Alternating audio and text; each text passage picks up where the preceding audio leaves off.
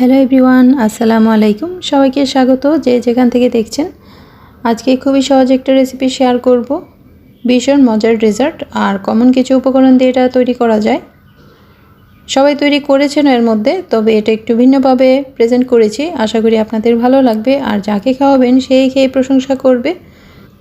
তরল দুধ নিয়েছি 1.5 কাপ, পোলার চাল নিয়েছি 1.5 টেবিল চামচ, সাথে দিয়েছি একটা এলাচ। চালটা ভালো করে ধুয়ে দুধের সাথে দিয়ে চুলায় বসিয়ে দেব। চালটা সিদ্ধ হওয়ার আগ পর্যন্ত আমি চুলার জালটা একটু কমিয়ে রেখে জাল করে নেব। চালটা যখন সিদ্ধ হয়ে যাবে পুরোপুরি, তখন এখানে যার যার টেস্ট অনুযায়ী চিনি দিয়ে দিতে হবে। তো আমি এখানে 2 টেবিল চামচ চিনি দেব। 1 টেবিল চামচ প্রথমে দিয়েছিলাম, মিষ্টি হয়নি, তাই পরে আরও 1 টেবিল চামচ অ্যাড করে দিয়েছি। তো 2 টেবিল চামচ চিনি দেওয়ার পর খুব সুন্দরভাবে মিষ্টিটা হয়েছে। একেবারে বেশিও হবে না, আবার কমও হবে না।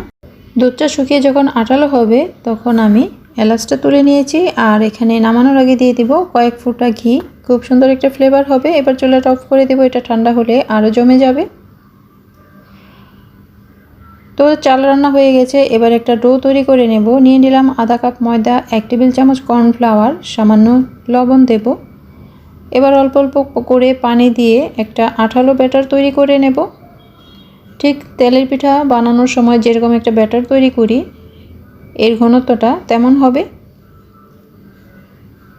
আর যদি কেউ মিষ্টি খেতে না চান তাহলে এখানে মিষ্টি দেবেন না, আর যদি মিষ্টি খেতে চান তাহলে এখানে 1 টেবিল চামচ চিনি দিয়ে দেবেন। তো আমি 1 টেবিল চামচ চিনি দিয়ে ভালো করে মিশিয়ে নেব। এটা হালকা মিষ্টি হবে, খেতে আরও বেশি ভালো লাগবে। তো ব্যাটারটা তৈরি হয়ে গেছে। এবার এরকম একটা চামচ নেব। চামচটা গরম তেলে কিছুক্ষণ রাখতে হবে। যখন চামচটা খুব ভালো করে গরম হয়ে যাবে তখন চামচটা টিস্যু দিয়ে এভাবে মুছে এখানে ব্যাটারটা লাগিয়ে তারপর তেলে দিয়ে দেব। চামচটা যদি ভালো করে গরম করে না নেন সেক্ষেত্রে ব্যাটারটা চামচে আঠা লেগে যাবে, তখন চামচ থেকে তোলা যাবে না। আর চামচটা যখন অনেক পিচ্ছিল হবে তখনও কিন্তু ব্যাটারটা লাগবে না। সেক্ষেত্রে টিস্যু দিয়ে একটু মুছে নিলে খুব সুন্দরভাবে ডোটা এর মধ্যে আঠা লেগে যাবে। তারপর তেলে দিলেই ছুটে যাবে, আর না ছুটলে চামচ বা ছুরি দিয়ে একটু ছুটিয়ে নিলেই খুব সুন্দরভাবে এটা চামচ থেকে আলগা হয়ে যাবে। আর অনেকগুলো বানাতে তখন আর ছুরি লাগবে না, এমনিতেই ছুটে যাবে। তো একইভাবে আমি সবগুলো বানিয়ে নেব। চামচটা যত ডিপ হবে এই কাটুরিগুলিও ঠিক ততটা গভীর হবে। তো আমি ছোট চামচ নিয়েছি তাই এটা বেশি গর্ত হয়নি, একটু ছড়ানো হয়েছে।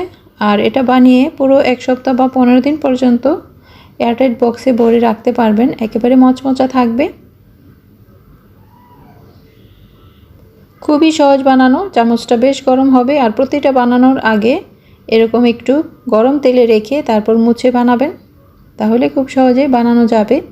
চামচটা ঠান্ডা অবস্থায় তেলে দিলে, মানে ডোতে দিলে, সেক্ষেত্রে কিন্তু ডো দিয়ে এরকম করে বানানো যাবে না। তাই প্রতিটা বানানোর আগে একটু তেলের মধ্যে ধরে রেখে তারপর মুছে বানাতে হবে।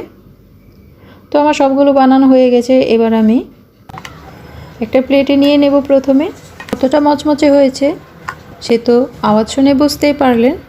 পায়েসটাও খুব সুন্দরভাবে সেট হয়ে গেছে ঠান্ডা হয়ে। এবার এখান থেকে পায়েস নিয়ে এবার এই মচমচে বাটিতে পায়েস ভরে নেব। আর যখন খাবেন ঠিক তখনই পায়েসগুলো দিতে হবে, তা না হলে এটা খেয়ে মজা পাবেন না। কারণ পায়েসটা যেহেতু ভেজা ভেজা, এই মচমচে ভাবটা নষ্ট হয়ে যাবে। তাই খাওয়ার আগেই এগুলো সাজিয়ে খেতে হবে। আর উপরে সাজানোর জন্য একটু বাদাম দিয়ে নেব, পেস্তা বাদামের গুঁড়া। এটা যখন খাবেন তখনই পায়েসটা দিতে হবে, তা না হলে এটা খেয়ে মজা পাবেন না। এভাবে নেবেন আর একেবারে ফুচকার মতো পুরোটা মুখে দিয়ে দিবেন। দারুণ মজা, ভীষণ কুরকুরে এই পায়েসের কাটুরি।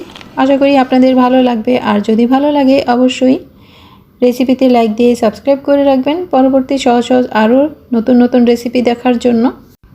ভালো থাকবেন। আল্লাহ হাফেজ।